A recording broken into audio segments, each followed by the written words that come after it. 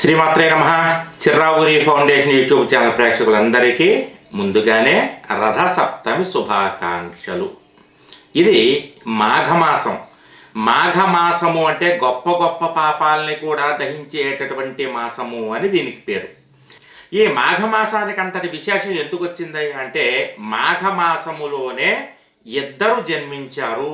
ఆ ఇద్దరు ఎవరయ్యా అంటే, ఆదిదేవుడైనటువంటి పరమేశ్వరుడు, ప్రత్యక్ష దైవం అయినటువంటి సూర్య భగవానుడు ఇద్దరూ కూడా జన్మించినటువంటి మాసము కాబట్టి ఇది మాఘమాసము, అతి పవిత్రమైనటువంటి మాసం.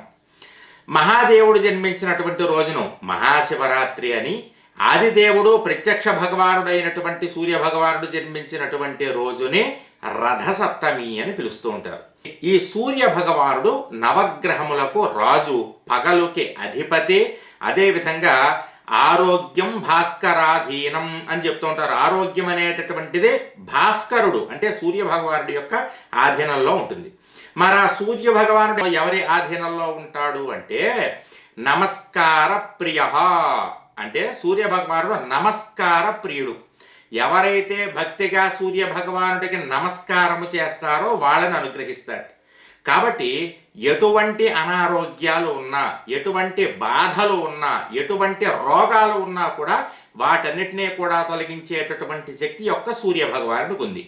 కాబట్టి ఎవరైతే రథసప్తమి రోజున అంటే 2019వ సంవత్సరం ఫిబ్రవరి 12వ తేదీ మంగళవారం నాడు సూర్య భగవానుడి యొక్క ఆరాధన చేస్తారో, సూర్య భగవానుడికి పొంగలి వండి పెట్టి, చిక్కుడుకాయలతో రథాలు తయారు చేసి, చిక్కుడు ఆకులతో పాయసం పెట్టి ఎవరైతే నివేదన చేస్తారో వాళ్ళకి సూర్య భగవానుడి యొక్క అనుగ్రహం అనేటటువంటిది తప్పనిసరిగా కలుగుతుంది అని మనకి పెద్దలు చెప్తూ ఉంటారు.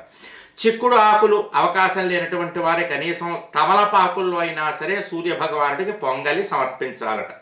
కాబట్టి ఈ సప్తమి రోజున, ప్రత్యేకించి రథ సప్తమి రోజున సూర్య భగవానుడి యొక్క అనుగ్రహాన్ని అందరూ పొంది రోగాలన్నిటినీ, బాధలన్నిటినీ, పీడలన్నిటినీ, అనారోగ్యాలన్నిటినీ కూడా తొలగించుకుని చక్కటి ఆరోగ్యాన్ని పొందాలని కోరుకుంటూ, అదేవిధంగా అధికారానికి, ప్రభుత్వ ఉద్యోగానికి అధిపతి సూర్య భగవానుడే కాబట్టి గవర్నమెంట్ ఉద్యోగం కోసం ప్రయత్నం చేస్తూ ఉన్నటువంటి వాళ్ళు, అధికారం కోసం రాజకీయంగా ప్రయత్నం చేసేటటువంటి వారు ఈ యొక్క రథసప్తమి రోజున సూర్యగ్రహ ఆరాధన భక్తి శ్రద్ధలతో చేసుకోండి. సూర్యుడికి నమస్కారం చేసుకోండి. ఓం మిత్రాయ నమో నమః అని కానీ, ఓం భానవే నమో నమః అని కానీ, ఓం ప్రభాకరాయ నమో నమః అని కానీ, ఓం దివాకరాయ నమో నమః అని కానీ, ఓం సూర్యాయ నమో నమః అని కానీ నమస్కారం చేసుకోండి. పద్మిని, ఉషా, ఛాయ, సంజ్ఞ నలుగురు కలిసి ఉన్నటువంటి సూర్య భగవానుడికి నమస్కారం చేసుకుని చక్కగా ఏకచక్ర రథం దేవం తం సూర్యం ప్రణమామ్యహం అంటారు. సూర్య భగవానుడి యొక్క రథానికి ఒకటే చక్రం ఉంటుంది, అది కాలచక్రం కాబట్టి అటువంటి ఏకచక్రం రథాన్ని కలిగి ఉన్నటువంటి సూర్య భగవానుడికి భక్తి శ్రద్ధలతో ఎవరైతే నమస్కారం చేసుకొని ఆయనకి నివేదనలు అర్పిస్తారో, సూర్య భగవానుడి ప్రీతికై చక్కగా దగ్గరలో ఉన్నటువంటి దేవాలయానికి వెళ్ళి నవగ్రహాలకి ప్రదక్షిణ చేస్తారో, అక్కడ ఉన్నటువంటి విగ్రహానికి మెడలో చక్కటి ఎరుపు రంగు వస్త్రాన్ని వేస్తారో, అక్కడ ఉన్నటువంటి సూర్య భగవానుడికి ఎవరైతే కాసిన్ని గోధుమల్ని సమర్పిస్తారో వారికి సూర్య భగవానుడి యొక్క అనుగ్రహం కలుగుతుందట. ఇంకా సూర్య భగవానుడికి మనం సమర్పించాలనుకుంటే రక్తగంధం, రక్తపుష్పం, రక్తమాల్యాంబరధరం, రక్తఛత్రధ్వజరథ పతాకాధిశోభితం, దివ్యగణ సమారూఢం, మేరుం ప్రదక్షిణీకుర్బాణం, కిరీటినం, సుఖాసీనం, పత్నీపుత్ర పరివార సమేతం, అధిదేవతా భక్తి దేవతా సహిత మండపస్య మధ్యే వర్తులాకార మండలే గోధుమ ధాన్యస్యోపరి భగవంతం సూర్యగ్రహం ఆవాహయామి అంటారు. ఆయనకి రక్తవర్ణం అంటే ఎరుపు రంగు పుష్పాలన్నా, ఎర్ర చందన గంధం అన్నా, అదేవిధంగా గోధుమలన్నా మహాప్రీతి. అదేవిధంగా మీకు దగ్గరలో ఎక్కడైనా కనుక తెల్ల జిల్లేడు మొక్క ఉంటే కనుక ఆ తెల్ల జిల్లేడు పుష్పాన్ని తీసుకుని వెళ్ళి నవగ్రహాల్లో ఉన్నటువంటి సూర్య భగవానుడికి సమర్పించండి. అలా సమర్పించడం వల్ల సూర్య భగవానుడి యొక్క అనుగ్రహం అనేటటువంటిది మీకు కలుగుతుంది. అవకాశం లేదనుకోండి, తెల్ల జిల్లేడు మొక్క లేదని అంటారా, మీకు దగ్గరలో ఎక్కడైనా జిల్లేడు మొక్క, మామూలు జిల్లేడు రోడ్డు పక్కన పెరుగుతూ ఉంటాయి కదా, ఆ జిల్లేడు మొక్క పుష్పాలని తీసుకుని మీ ఇంట్లో ఎంతమంది అయితే ఉన్నారో ఒక్కొక్కళ్ళకి 2 పుష్పాల చొప్పున తీసుకుని అందరి పేర్లు చెప్పి నవగ్రహాలలో సూర్య భగవానుడి యొక్క పాదాల దగ్గర పెట్టి 11 చిల్లర రూపాయలు అక్కడ పెట్టి నమస్కారం చేసుకోండి. కాసిన ఈ గోధుమ గింజలు కూడా సమర్పించండి. అలా సమర్పించడం వల్ల సూర్య భగవానుడి యొక్క అనుగ్రహం చేత సంపూర్ణమైనటువంటి ఆరోగ్యము, అధికారము, ఉద్యోగం మొదలైనటువంటివన్నీ కూడా లభించడానికి అవకాశం ఉంటుంది. ఎందుకంటే అర్క వృక్షానికి అధిపతి సూర్య భగవానుడు. అర్క అంటే జిల్లేడు. ఒకవేళ కనుక తెల్ల జిల్లేడు లేకపోతే మామూలు జిల్లేడైనా సరే మీరు ఆ పుష్పాలను సూర్య భగవానికి సమర్పించవచ్చు. వీలైతే కనుక రథసప్తమి రోజున జిల్లేడు ఆకుల్ని తల మీద పెట్టుకుని ఒక రేగిపండు కూడా పెట్టుకుని తలస్నానం చేసి సూర్య భగవానుడికి భక్తిగా నమస్కారం చేసుకోండి. అలా చేయడం వల్ల శరీరానికి పట్టినటువంటి శని పీడలు కూడా తొలగిపోతాయని పెద్దలు చెప్తూ ఉంటారు. ఎందుకంటే శని భగవానుడు వేరెవరో కాదు, సూర్య భగవానుడి యొక్క కుమారుడే శని భగవానుడు. సూర్య భగవానుడికి యమునా నది, యమధర్మరాజు, ఒక మన్వంతరాధిపతి అయినటువంటి మనువు, శనీశ్వరుడు వీళ్ళందరూ కూడా సంతానం.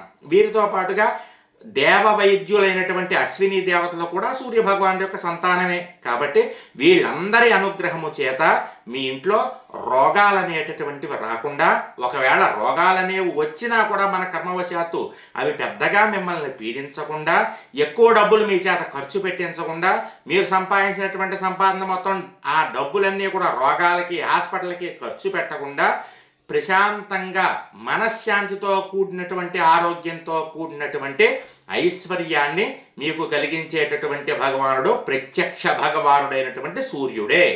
మనకి కనపడేటటువంటి దేవతల్లో తల్లిదండ్రుల తర్వాత సూర్య భగవానుడే మనకు కనపడతాడు. ఇక మిగిలినటువంటి దేవతలు ఎవరో కనపడరు. 32,99,99,999 మంది దేవతలు మీకు కనపడరు. ఒక్క సూర్యుడు మాత్రమే కనపడతాడు.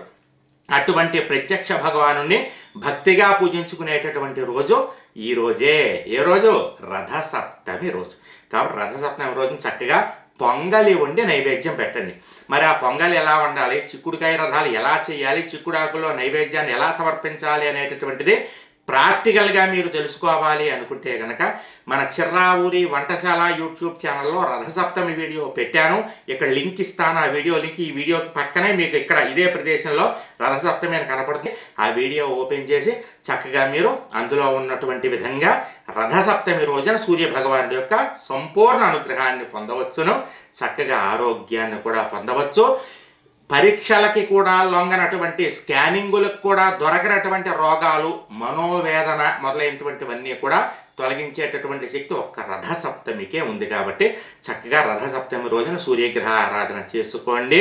ఆ రోజు వీలైతే ఎరుపు రంగు వస్త్రాలను ధరించండి, కుంకుమ బొట్టు పెట్టుకుని ఉండండి. సూర్య భగవాన్ అనుగ్రహం కావాలంటే ఎర్రటి కుంకుమ రోజు మీరు బొట్టు పెట్టుకోవచ్చు. కాబట్టి చక్కగా అలా చేసుకోండి తల్లి. ఈ రథసప్తమి మీ ఇంట్లో ఉన్నటువంటి రోగాల్ని, పీడల్ని, బాధల్ని, వ్యాధుల్ని అన్నిటినీ కూడా తొలగించి సంపూర్ణమైనటువంటి ఆరోగ్యాన్ని మీకు కలిగించాలని కోరుకుంటూ జయం.